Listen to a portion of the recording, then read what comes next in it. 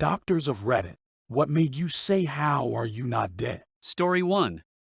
I'm a medical scribe, but work closely with the doctors.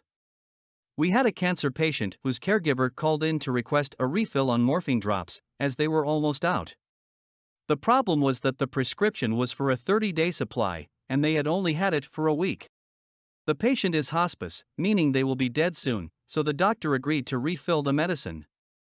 We figured the caregiver had been dosing more often than the prescribed 3 times a day, so the doctor said we'd increase the amount per dose since clearly the original prescription wasn't working.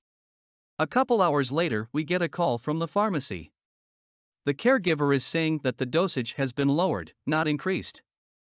Which makes no sense. The original prescription was 0.5 milliliters 3 times as a day as needed for pain, and this one was for 1 milliliter. Literally double the original dose. The pharmacist has a brilliant idea and asks the patient to mark on the enclosed dosage cup where they're filling it to for each dose. Turns out, they've been giving the patient 5 milliliters 3 times a day. The doctor was shocked. That's much higher than the recommended dose, and it's very lucky that the patient didn't stop breathing from an overdose. Story 2. Friend's dad is a trauma surgeon. A man came into the trauma center via ambulance with an amputation of his left ankle and a partial amputation of his leg, among other issues, severe bleeding from his femoral artery and multiple other crush injuries. Honestly, he was so surprised that he was conscious and talking, and he actually ended up surviving but had to have a few amputations and multiple surgeries. Story 3. Mexican doctor here. When I was in 4th year of med school, I was doing a shift in the ER of our training hospital. As students in my school, we were required to do shifts due to lack of personnel to do basic stuff like taking blood samples, placing Foley catheters, etc. One Saturday morning, around 10 probably, a patient walked in with a knife stuck on the side of his head, temporal area. Guy just walked in, knife stuck on his head, talking normally and everything. Everyone was absolutely puzzled. Guy turned out to be a construction worker who got in a fight with a coworker. Patient tried to hit coworker with a shovel, coworker dodged it and stuck the knife in the guy's head. Coworker freaked out and ran. Patient looked for a taxi, couldn't find one, decided to go ahead and take a 40-minute bus to the hospital. As you do. They took a CT scan, impossible to interpret obviously because of the metal, and they sent him to the OR to be taken out by a neurosurgeon. I heard later that the knife had apparently gone inside only a few millimeters on a venous sinus and the knife got stuck in the bone. Guy was checked out next day or something. Crazy. Story 4. Not a doctor, but my dad was shot 15 times while on vacation, and the last one was to the back of his head execution style. He's still alive and currently playing Division 2. Story 5. I know a paramedic who went to a guy who was driving his fancy sports car. My friend didn't know what type it was, somewhere between 150-200 km/h.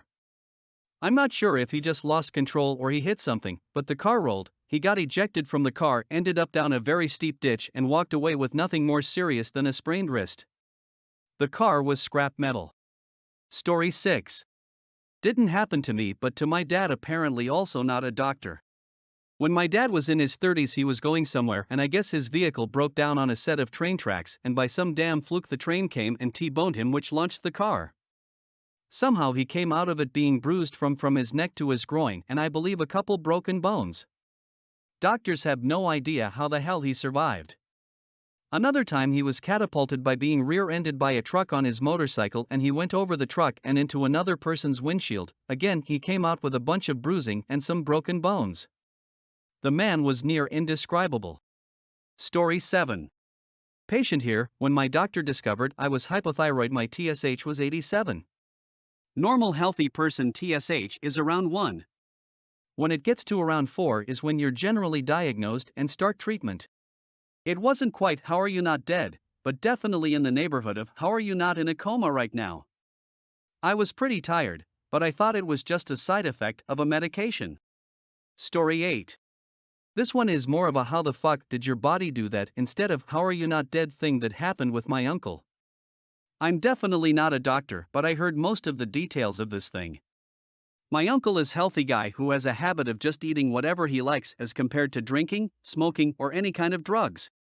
He and my aunt once went to visit his son living in US at that time, and he had been complaining of chest discomfort for quite a while before the trip, but once he got there it got a bit worse, so they took him to a doctor.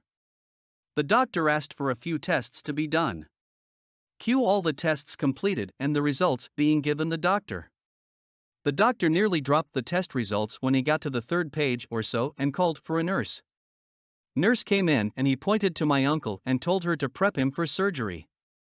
Everyone got scared, but the doctor said it was more of an exploratory thing to check if something the test showed was right. The surgery happened and Uncle had no chest discomfort after the surgery, and a lot of doctors had come by to visit him. Puzzled by all that, my uncle asked the first doctor he met why so many doctors had come to see him. Turns out my uncle had what you would call a natural bypass. One of his arteries was clogged up, so his body just decided to send it another way. If that natural bypass had not happened, my uncle wouldn't have even gotten on the flight to come to the US and would have been 6 feet underground. To put it mildly, the surgery was just cleaning up of what was clogging the artery, so the natural bypass was no longer needed. TLDR, uncle complained of discomfort while visiting son and found from doctor that his own body saved him from dying. Story 9. I worked with a dude who came into work one night after he had his wisdom teeth taken out, and got increasingly fucked up during his shift because he managed to read the instructions on his hydrocodone as take 3 to 4 pills as needed. I made him give me his car keys and call his wife to pick him up, and he was really embarrassed the next night. His main work was through the state, taking care of people with disabilities. He loved doing that, and would excitedly tell me about whatever activities he did with his patients, and wouldn't risk screwing that up because he wanted to get high, though his inability to read dosage instructions is seriously worrying, with that being his main thing. I've always thought those instructions were really clear on any prescriptions I've had, but I guess some people have trouble with it?